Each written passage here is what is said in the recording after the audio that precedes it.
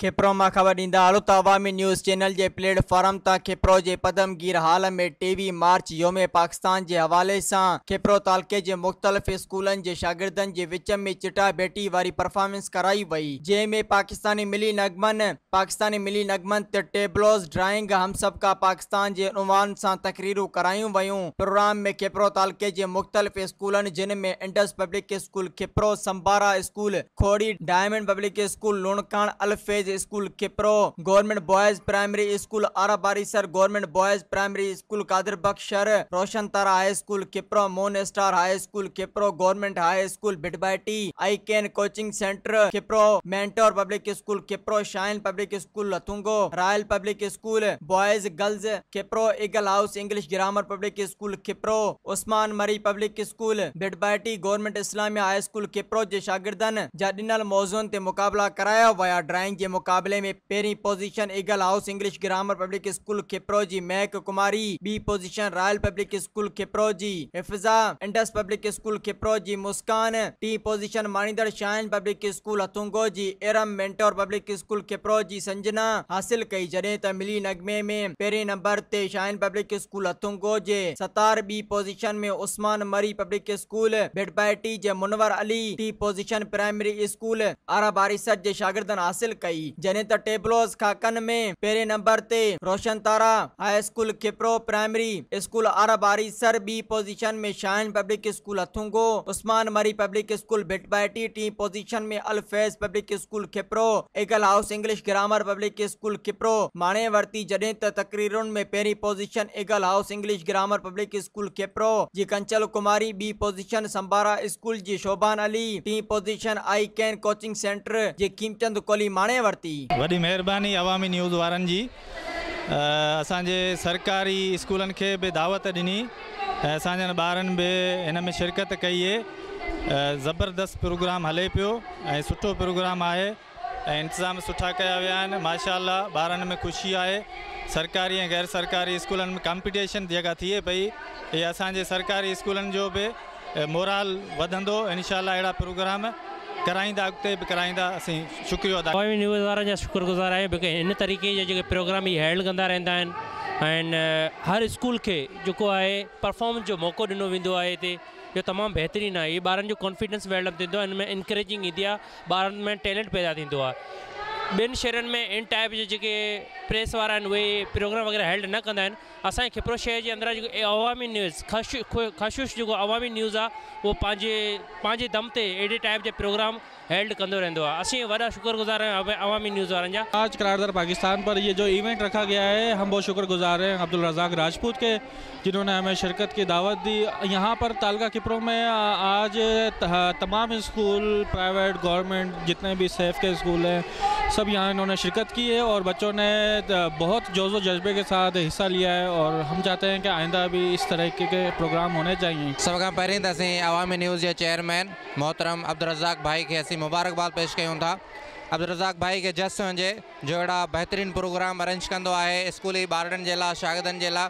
शान Mustafa quiz competition खां पोइ हीअ 23 मार्च योम पाकिस्तान के सिलसिले में ॾाढो बहितरीनु प्रोग्राम है। अवामी HD चैनल ने बहुत अच्छा प्रोग्राम अरेंज किया है, जिससे बच्चों में जो पाकिस्तान के साथ जो है जज्बा पैदा होता है और मेरा ख्याल में कि ऐसे प्रोग्राम होने चाहिए जिसमें बच्चों में जो है पाकिस्तान के साथ जो है दिली हमदर्दी और जज्बा पैदा हो। तो असो मकसद ये है तो नौजवान नस्ल जो शागिर्द उन्होंने के करारदाद पाकिस्तान बाबत आगाही दूँ तो जी असा शागिर्द जो उन्होंने जो मुल्क की जो तारीख़ है उनके याद कर सकन, उन अमल कर सकन।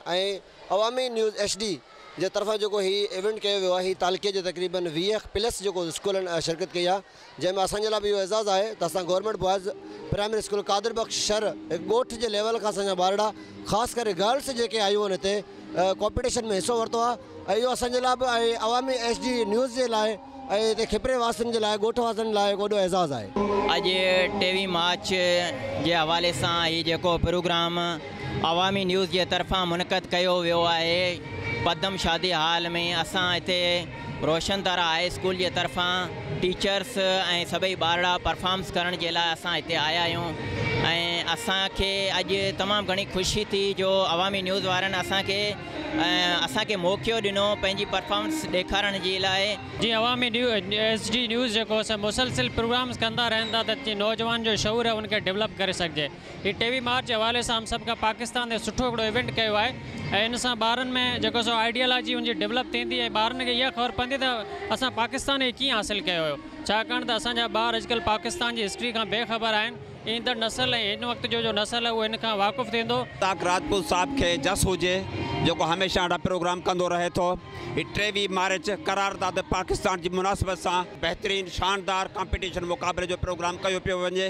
अहिड़नि मस्बत प्रोग्रामनि सां असांजे ॿारनि में तमामु वॾी मालूमात ईंदी ऐं तमामु रोशन मुस्तक़बिल रोशन थींदो ऐं इन हिसाब सां ॿारनि में ॼाण ऐं मुक़ाबले जो रुझान वधंदो। बिरादरी आहे माण्हू रहूं था हिते तमामु जेको आहे सो महफ़ूज़ आहियूं ऐं असांजूं इज़तूं महफ़ूज़ आहिनि। असांजी जेके इबादत गाहूं आहिनि उन्हनि ते असांखे अचण वञण जी पूरी आज़ादी आहे। असांखे पाकिस्तान जी जेका असां ख़ुशहाली लाइ असां हमेशह दुआऊं कयूं। जस लाइ अवामी जी टीम जंहिं एॾो वॾो प्रोग्राम ऑर्गेनाइज़ कयो तमामु सुठो आहे। अॼु जे ॾींहं ते ॾाढी ख़ुशी आहे त असांखे अहिड़ो प्यारो मुल्क पाकिस्तान मिलियो ऐं ॾाढी ख़ुशी आहे जो हिन मुल्क में असीं रहूं था, हिकु ई आहियूं, हिंदू मुसलमान को भेदभाव न आहे ऐं ॾाढी आज़ादी सां हिन मुल्क में रहूं था। न्यूज़ HD जे डायरेक्टर अब्दुल रज़ाक राजपूत खे असीं जस था ॾियूं अहिड़ो प्रोग्राम करण ते ऐं जंहिंमें ॿारनि तमामु भला टेबलोस पेश कया आहिनि, तक़रीरूं पेश कयूं आहिनि, उन खां अलावा गाना पेश कया आहिनि। तमामु भलो प्रोग्राम आहे।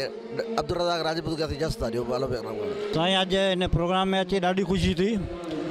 असां मुबारकबाद था ॾियूं तव्हांजी सॼी टीम खे, अब्दुल रज़ाक, हरेश KBC, मोहम्मद जोमन ऐं उमरानी ग्रुप जो हिन सॼो मंडल मचायो आहे ऐं हिन क़िस्म जो प्रोग्राम करणु हक़ीक़त में ॾाढो ॾुखियो मुश्किल हूंदो आहे। तव्हां ॾींहुं राति महिनत कई ऐं अॼु जेके छोकिरनि ऐं मुख़्तलिफ़ स्कूलनि हिते परफॉर्म कयो उहो ॾिसी ॾाढी ख़ुशी थी। ख़ासि तौर ते तक़रीरूं, टेबलोस ऐं मेले नग़मा ऐं इन्हनि ॿारनि में जेको लिकियलु टैलेंट ज़ाहिर थियो आहे।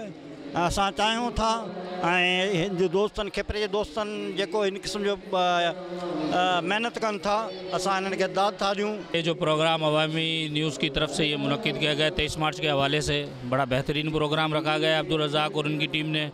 मैं उनको तहे दिल से शुक्रिया अदा करता हूँ कि जिन्होंने बच्चों के अंदर छुपा हुआ टैलेंट को उजागर करने के लिए इतना बेहतरीन प्रोग्राम जो पाकिस्तान हम सबका पाकिस्तान के उन्वान से किया है और मैं उम्मीद करता हूँ कि आइंदा भी ऐसे ही प्रोग्राम करते रहेंगे। अवामी न्यूज़ की तरफ से जो 23 मार्च का प्रोग्राम रखा गया है ये बड़ा बेहतरीन प्रोग्राम रखा गया है और रज़ाक भाई का हम शुक्रिया अदा करते हैं कि वो बच्चों की हौसला अफजाई और उनमें टैलेंट उभारने के लिए दिन ब दिन प्रोग्राम करते रहते हैं। तो ये अवामी न्यूज़ का पैनल से जो प्रोग्राम किया जा रहा है ये बहुत ज़बरदस्त प्रोग्राम है और बच्चों के अंदर इसके प्रोग्राम की वजह से हौसला अफजाई भी होती है और उनका टैलेंट उभरता है और हम अवामी न्यूज़ का शुक्रिया अदा करते हैं ईगल हाउस स्कूल की तरफ से। सबका पाकिस्तान 23 मार्च करारदाद पाकिस्तान यो अब्दुल रज़ाक साहब जी मेहरबानी जेको ही प्रोग्राम रखायो ऐं तमामु बहितरीन प्रोग्राम ऐं अहिड़ा प्रोग्राम थियनि खपनि। साईं जी वॾी महिरबानी। अस्सलाम वालेकुम, दिस इज़ फरज़ाना बाहर। सूमरा वॉलपेपर दुकान कासमाबाद में खुली वियो आहे। ओहो ज़बरदस्त। अॼुकल्ह त हर माण्हू ई चाहे थो त असां पंहिंजे घर जूं दीवारियूं तमामु ख़ूबसूरत बणायूं। इन्ही करे ई कासमाबाद में सूमरा वॉलपेपर दुकान खुली वियो आहे। त तव्हांखे अगरि राब्तो करणो आहे त रांझन अली सां राब्तो करे तव्हां पंहिंजे मज़ीद ख़बरनि ऐं तफ़सीलात लाइ विज़िट कयो असांजी वेबसाइट www.awamiNewsHD.com ऐं ॾिसंदा रहो अवामी न्यूज़ HD।